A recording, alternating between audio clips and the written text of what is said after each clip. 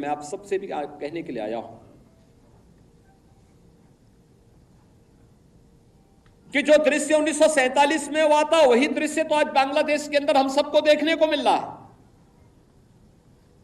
1.5 करोड़ हिंदू किस तरीके से बांग्लादेश के अंदर आज चिल्ला चिल्ला करके अपने आप को, अपनी अस्मिता को बचाने के लिए गुहार लगा रहे हैं, और दुनिया के मुंह सिले हुए कथित सेकुलरिस्ट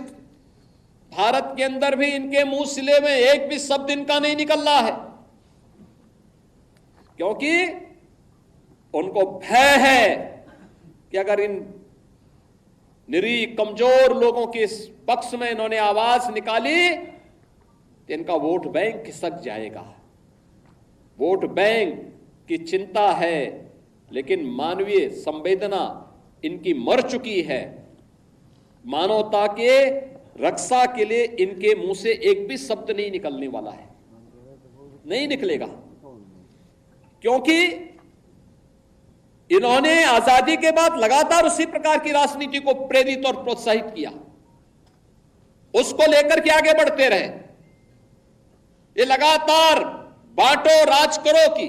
उस राजनीति के तहत ये लोग देश के अंदर कार्य करते रहे।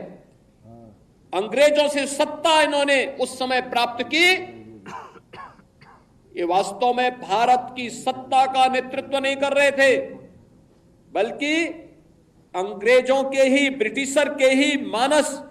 पुत्रों के रूप में इन्होंने भारत की सत्ता को उस रूप में संचालन करना शुरू किया जैसे ब्रिटिशर इस देश के अंदर कर रहे थे। और आज उसी का दुष्परिणाम यह देश लगातार चुकाया है, अखंड हिंदुस्तान चुकाया है। लेकिन हमारा संकल्प है, महर्षि अरविंद ने जो 1947 के पहले उद्घोषणा की थी, आजादी की त्रास, देश की विभाजन की त्रासदी आजादी के मिलने के बाद अक्सर उन्होंने इस बारे में अपनी चिंता व्यक्त भी की, और उन्होंने इस बात को कहा था कि आध्यात्मिक जगत में पाकिस्तान कोई वास्तविकता नहीं है, या तो उसका भारत में विलय होगा या पाकिस्तान इतिहास से समाप्त होगा, हमेशा के लिए समाप्त होगा।